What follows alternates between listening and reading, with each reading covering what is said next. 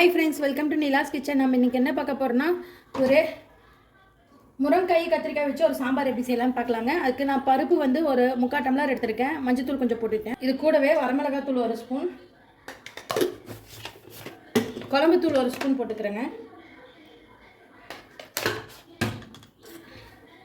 Mix பண்ணிவிட்டு கொஞ்சம் oil ஊற்றிக்கலாம்.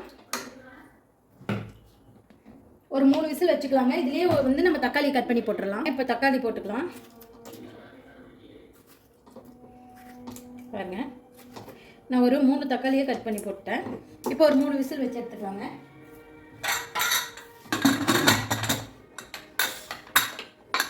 விசில் வருதுங்க, பார்க்கலாம். சாம்பாருக்கு ஆயில் நல்லா காஞ்சிருச்சு. இப்போ கடுகு போட்டுக்கிறேன். கடுகு 1/2 ஸ்பூன், சீரகம் ஒரு 1/2 ஸ்பூன் போட்டுக்கிறேன். பாருங்கள், கடுகு இதெல்லாம் வெடிச்சோடனே நான் பூண்டு ஒரு 5 பல்லும், சின்ன வெங்காயம் ஒரு 10 எடுத்துருக்கேன், போட்டுக்கிறேன். போட்டு நல்லா வதக்கிக்கோங்க. இது கூடவே ஒரு 2 பச்சை மிளகாய் எடுத்துருக்கேன், வதக்கலாம். நல்லா வதங்கட்டும். ஆனியன் வதங்கிட்டு இருக்கு. இந்த ஸ்டேஜில் பெருங்காயத்தூள் கொஞ்சம், மஞ்சத்தூள் கொஞ்சம் போட்டுக்கலாங்க. இது நல்லா வதங்கிடுச்சுன்னா இப்போ நான் பருப்பில் போட்டிருக்க தக்காளியை எடுத்து போட்டுக்கிறேங்க. பருப்பு வேக வச்சுலாங்க, அதில் போட்டிருக்க தக்காளியை போட்டுக்கணும். இந்த மாதிரி பருப்பில் போட்டு தக்காளி போட்டு நல்லா ஆயிலில் வதக்கிடுங்க. எப்போவுமே அதோட அந்த பச்சை வாசம் இருந்தாலும் போய்டும் நமக்கு. நல்லா வதங்கட்டும். இது நல்லா வதங்கிட்டு இருக்கையில் நான் கத்திரிக்காய் போட்டுக்கிறேன். 1/4 கிலோ அளவு கத்திரிக்காய் எடுத்துக்கோங்க. ஒரே ஒரு முருங்கைக்காயை நான் கட் பண்ணி எடுத்துருக்கேன், அதையும் போட்டுக்கிறேன். போட்டு நல்லா மிக்ஸ் பண்ணிக்கோங்க. முதல் எடுத்துகிட்டே உப்பு போட்டுறாதீங்க. உப்பு போட்டால் காய் சீக்கிரம் வேகாது. இது நல்லா வதங்கணும். இப்போ நான் அந்த பருப்பு வேக வச்ச தண்ணியை மட்டும் ஊற்றிக்கிறேன்.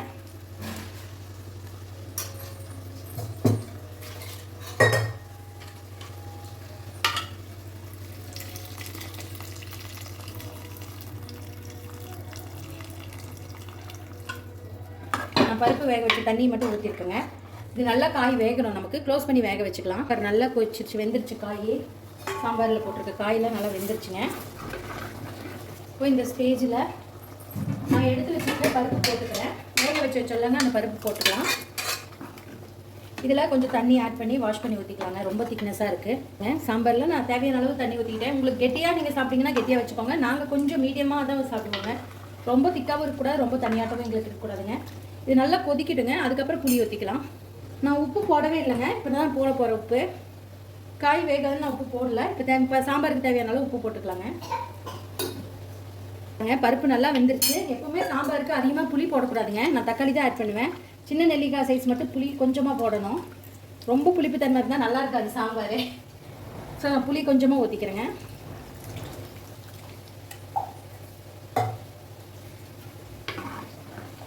இது நல்லா ஒரு கொதி வரட்டுங்க. கருவேப்பிலை கொத்தமல்லி தூவி இறக்கிடலாங்க. பாருங்கள், சாம்பார் எவ்வளோ சூப்பராக கொதிச்சு வருதுன்ட்டு. இந்த ஸ்டேஜில் ஒரு 2 நிமிஷம் கொதிச்சதுக்கப்புறம் நல்லா கொதிச்சு வரும்போது நம்ம ஃபைனலாக கொத்தமல்லி தலையும் கருவேப்பிலை தலையும் தூவி இறக்கிடலாங்க. அவ்வளோதான், சூப்பரான ஒரு சாம்பார் ரெடி நமக்கு. இப்போது ஆஃப் பண்ணிடலாம். கண்டிப்பாக நீங்களும் இந்த மாதிரி ட்ரை பண்ணி பாருங்கள். ட்ரை பண்ணி பார்த்துட்டு மறக்காமல் எனக்கு கமெண்ட் பண்ணுங்கள். சூப்பரான ஒரு sambar ready. Thank you so much for வாட்சிங். பை. பார்த்துட்டு கமெண்ட் பண்ணுங்கள். இந்த வீடியோ பிடிச்சிருக்குன்னு நினைக்கிறேன்.